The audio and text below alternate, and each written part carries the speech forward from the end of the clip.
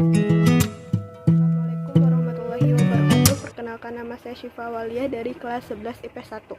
Hari ini saya akan mempresentasikan tentang bab 5, yaitu mewaspadai ancaman terhadap kedudukan NKRI. Pertama itu menelaah ancaman terhadap integrasi nasional. Dalam membangun integrasi nasional, bangsa Indonesia selalu dihadapkan dalam, yaitu pertama ancaman. Ancaman merupakan suatu hal atau usaha yang bersifat mengubah atau merombak kebijaksanaan yang dilakukan secara komposisional, kriminal, serta politik. Nah, yang kedua itu tantangan, merupakan suatu hal atau usaha yang bertujuan atau bersifat menggugah kemampuan. Yang ketiga itu hambatan, merupakan suatu hal atau usaha berasal dari diri sendiri yang bertujuan melemahkan atau menghalangi secara tidak konsepsional. Yang terakhir itu gangguan, merupakan usaha dari luar yang bertujuan melemahkan atau menghalangi secara tidak konsepsional. Ancaman bagi integrasi nasional tersebut datang dari luar maupun dari dalam negeri Indonesia sendiri dalam berbagai dimensi kehidupan, seperti ideologi, politik, ekonomi, sosial budaya, sepertahanan, dan keamanan. Ancaman tersebut biasanya berupa ancaman militer dan non-militer. Pertama itu ada ancaman di bidang ideologi. Bangsa Indonesia belum sepenuhnya terbebas dari pengaruh paham lainnya, misalnya pengaruh liberalisme. Saat ini kehidupan masyarakat Indonesia cenderung mengarah pada kehidupan liberal yang menekankan pada aspek kebebasan individual. Globalisasi ternyata mampu meyakinkan masyarakat Indonesia bahwa liberalisme dapat membawa manusia ke arah kemajuan dan kemakmuran, akan tetapi pada umumnya pengaruh yang diambil justru yang negatif, misalnya gaya hidup yang diliputi kemewahan, pergaulan bebas, dan sebagainya. Nah, contohnya itu ada beberapa lagi, yaitu masuknya paham komunisme dan masuknya ideologis liberalisme. Ancaman di bidang politik. Nah, ancaman di bidang politik ini dapat bersumber dari luar negeri maupun dalam negeri.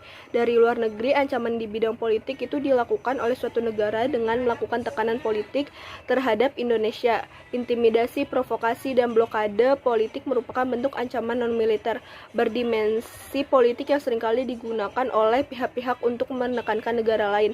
Nah, ancaman yang berdimensi politik yang bersumber dari dalam negeri dapat berupa penggunaan kekuatan dalam bentuk pengerahan massa atau menumbangkan pemerintah yang berkuasa.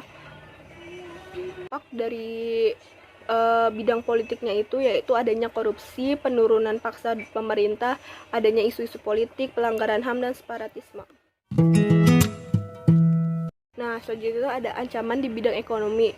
Nah, globalisasi perekonomian di suatu pihak akan membuka peluang pasar produk dalam negeri ke pasar internasional secara kompetitif. Sebaliknya juga membuka peluang masuknya produk-produk global ke dalam pasar domestik. Hal ini tentu saja dapat membuat keuntungan, juga menjadi ancaman bagi kedaulatan ekonomi suatu negara. Adapun pengaruh negatif globalisasi ekonomi dapat menjadi ancaman kedaulatan Indonesia, khususnya dalam bidang ekonomi, diantaranya sebagai berikut. Yang pertama itu Indonesia akan dibanjiri oleh barang-barang dari luar negeri. Yang kedua, cepat atau lambat perekonomian negara kita akan dikuasai oleh pihak asing. Yang ketiga, timbulnya kesenjangan sosial yang tajam sebagai akibat dari adanya persaingan bebas. Dan selanjutnya itu banyaknya pengangguran di Indonesia.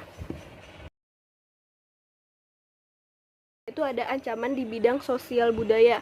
Ancaman yang berdimensi sosial budaya dapat dibedakan atas ancaman dari dalam dan dari luar. Ancaman dari dalam didorong oleh isu-isu kemiskinan, kebodohan, keterbelakangan, dan ketidakadilan. Isu tersebut menjadi titik pangkal timbulnya permasalahan seperti separatisme, terorisme, kekerasan, dan bencana akibat perbuatan manusia itu sendiri. Nah, isu tersebut akan mengancam persatuan dan kesatuan bangsa nasional, adanya nasionalisme dan patriotisme. Ancaman dari luar timbul sebagai akibat pengaruh negatif globalisasi, diantaranya sebagai berikut: munculnya gaya hidup konsumtif yang selalu mengkonsumsi barang-barang dari luar negeri, munculnya sifat hedonisme, adanya sikap individualisme, dan yang terakhir munculnya gejala westernisasi. Selanjutnya yang terakhir, ancaman di bidang pertahanan dan keamanan. Ancaman militer adalah ancaman yang menggunakan kekuatan bersenjata dan terorganisasi yang dinilai mempunyai kemampuan membahayakan kedaulatan negara. Nah, selain kedaulatan negara juga keutuhan wilayah dan keselamatan segenap bangsa. Ancaman militer dapat berupa agresi atau invasi, pelanggaran wilayah, pemberontakan bersenjata, sabotase, spionase, aksi teror bersenjata, ancaman keamanan laut dan udara, dan gangguan keamanan di laut dan udara merupakan bentuk ancaman militer yang mengganggu stabilitas keamanan. Kita akan membahas gimana sih strategi mengatasi berbagai ancaman tersebut. Nah, yang pertama itu gimana strategi mengatasi ancaman di bidang ideologi dan politik, yaitu mengembangkan demokrasi politik, terus mengaktifkan masyarakat sipil dalam area politik. Yang ketiga, mengadakan reformasi lembaga-lembaga politik agar menjalankan fungsi dan perannya dengan baik, terus memperkuat kepercayaan rakyat dan dengan cara menegakkan pemerintahan yang bersih dan berwibawa. Yang selanjutnya itu menegakkan supremasi hukum. Yang terakhir, memperkuat posisi Indonesia dalam kancah politik internasional. Nah, selanjutnya itu ada strategi mengatasi ancaman di bidang ekonomi. Nah, kalau di ekonomi ini ada dua, yaitu sistem ekonomi dikembangkan untuk memperkuat produksi domestik bagi pasar dalam negeri sehingga dapat memperkuat perekonomian rakyat. Yang keduanya ini yang terakhir, pertanian dijadikan prioritas utama karena mayoritas masyarakat Indonesia itu petani. Terus selanjutnya, strategi mengatasi ancaman di bidang sosial budaya. Nah, kalau dalam sosial budaya ini, dalam menghadapinya itu dalam menghadapi pengaruh dari luar yang dapat membahayakan kelangsungan hidup sosial budaya, bangsa Indonesia berusaha memelihara keseimbangan dan keselarasan fundamental, yaitu keseimbangan antara manusia dengan alam semesta, manusia dengan masyarakat, manusia dengan Tuhan, keseimbangan kemajuan lahir dan kesejahteraan batin, kesadaran akan perlunya keseimbangan dan keserasian melahirkan toleransi yang tinggi sehingga dapat menjadi bangsa yang berbineka. Nah, yang terakhir itu strategi mengatasi ancaman di bidang pertahanan dan keamanan. Nah, ancaman militer akan sangat berbahaya apabila tidak diatasi. Oleh karena itu, harus diterapkan strategi yang tepat untuk mengatasinya. Nah, Undang-Undang Dasar Negara Republik Indonesia tahun 1945 telah mengatur strategi pertahanan dan keamanan bangsa Indonesia dalam mengatasi ancaman militer tersebut pada pasal 30 ayat 1 sampai 5.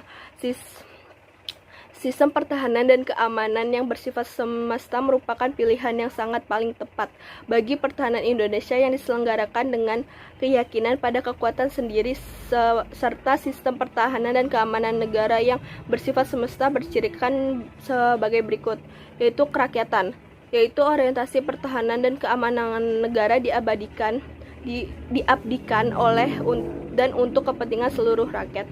Dan selanjutnya, kesemestaan, yaitu seluruh sumber daya nasional didaya gunakan bagi upaya pertahanan. Yang terakhir, kewilayahan, yaitu gelar kekuatan pertahanan dilaksanakan secara menyebar di seluruh wilayah negara kesatuan Republik Indonesia sesuai dengan kondisi geografis sebagai negara kepulauan. Sekian dari saya. Wassalamualaikum warahmatullahi wabarakatuh.